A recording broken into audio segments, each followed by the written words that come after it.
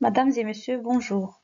Aujourd'hui, je vais vous présenter notre travail intitulé Morphological and X-ray Diffraction Studies of the Ball-Miled Nickel Chromium Material, présenté par moi-même, Kaddour Anfel, doctorante en mise en forme des matériaux métalliques, département de métallurgie, Université de Beji Mokhtar Annaba. En premier lieu, je vais vous présenter le plan de mon exposé. Introduction, matériaux et méthodes expérimentales, résultats et discussions, et enfin une conclusion.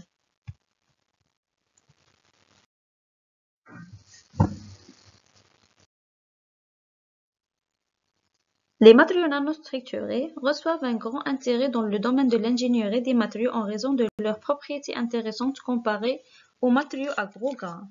Cependant, l'emploi de ces nanomatériaux nécessite leur synthèse préalable par des voies mécaniques, physiques ou bien chimiques. Le broyage mécanique à haute énergie choisi dans cette étude est le plus sollicité en raison de sa simplicité, son bon rendement en quantité des poudres produites et son faible coût. Dans cette étude, l'élaboration de l'alliage nickel 80-chrome-20 a été conduite par broyage mécanique à haute énergie et un intérêt particulier sera envisagé au temps de broyage sur l'évolution des phases et les paramètres structuraux. Passons maintenant aux matériaux et méthodes expérimentales. A. Matériaux. Les poudres nanostructurées nickel 80-chrome-20 ont été préparées dans un broyeur planétaire type Fritsch pulvérisette. Le broyage a été réalisé à partir des poudres élémentaires pures de nickel et de chrome de 99,8% de pureté et de granulométrie de 2 à 3 micromètres pour le nickel et 8 micromètres pour le chrome. Ces poudres sont placées dans deux jarres en acier inoxydable de 40 ml de capacité avec 5 billes en acier au chrome. La vitesse de broyage est de 400 tours par minute. Le temps de broyage varie entre 1 heure et 24 heures avec une séquence de 30 minutes de broyage et 15 minutes d'arrêt pour éviter ou bien minimiser l'augmentation excessive de température à l'intérieur des jarres. B. Méthode d'analyse. L'alliage nickel-chrome obtenu a été caractérisé principalement par diffraction des rayons X, l'affinement de Rietveld en utilisant le programme MODE et microscopie électronique à balayage. Ensuite, résultats et discussions. Premièrement, diffraction des rayons X.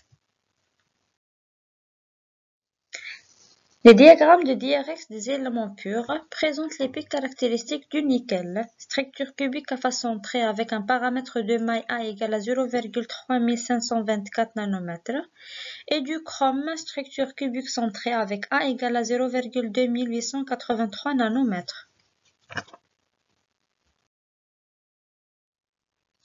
Au fur et à mesure que le temps de broyage augmente, le diffractogramme de rayon X montre un élargissement des pics de diffraction, un léger déplacement qui n'est pas le même pour toutes les pics et les temps de broyage. Aussi, il montre une diminution de l'intensité des pics et une augmentation de l'intensité de bruit de fond. L'élargissement des pics de diffraction indique une diminution de la taille des cristallites et une augmentation du taux de microdéformation. En revanche, la diminution de leur intensité et l'augmentation de l'intensité de bruit de fond sont principalement liées à l'augmentation de la concentration de lacunes. Quant au déplacement des pics de diffraction, il peut être dû à une augmentation du paramètre de maille ou bien à l'existence des défauts d'empêlement. On remarque aussi qu'avec l'augmentation du temps de broyage, les pics se déplacent vers la gauche avec un angle de diffraction faible. Ce déplacement indique le développement des microdéformations qui suggèrent l'extension du paramètre de réseau de nickel et de chrome en raison de la formation des solutions solides de chrome dans le nickel et de solutions solides de nickel dans le chrome. Cette figure présente l'évolution du paramètre cristallin des solutions solides en fonction du temps de broyage. On remarque que, avec l'augmentation du temps de broyage, les valeurs du paramètre cristallin augmentent. de 0,3569 nanomètres à 0,9609 nanomètres pour la solution solide de nickel-chrome et de 0,2886 nanomètres à 0,2896 nanomètres pour la solution solide chrome-nickel. Ces figures présentent l'évolution des tailles des cristallites et la microdéformation en fonction du temps de broyage. On remarque, avec l'augmentation du temps de broyage, il y a une diminution de taille des cristallites et une augmentation de microdéformation pour les deux solutions solides, soit pour la solution solide nickel-chrome ou bien solution solide chrome-nickel. Ensuite, analyse MAB. Ces figures présentent les micrographies MAB des poudres élémentaires du nickel et du chrome.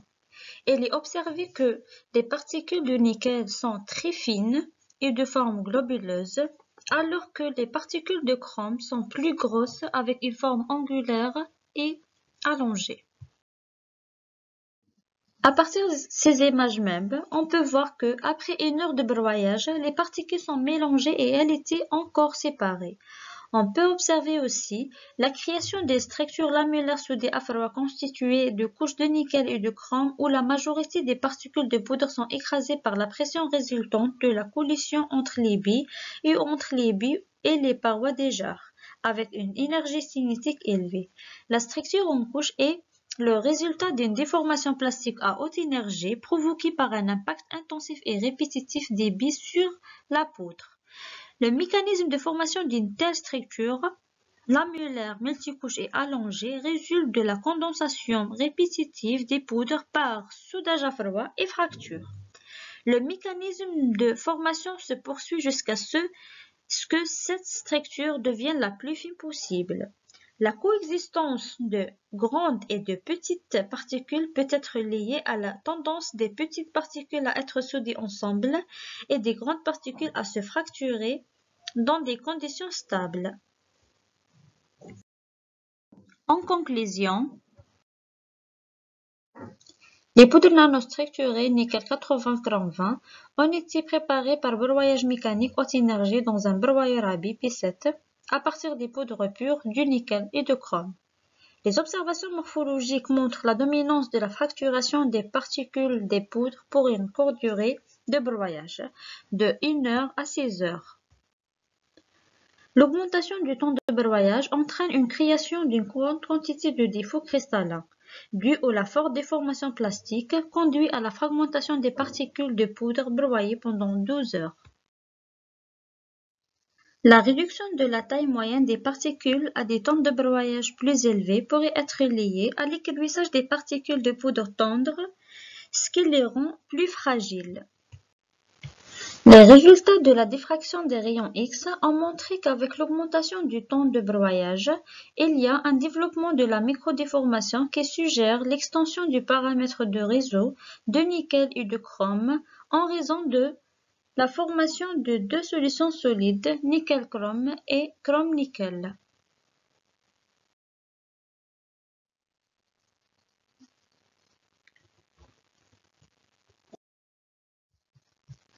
Et merci pour votre attention.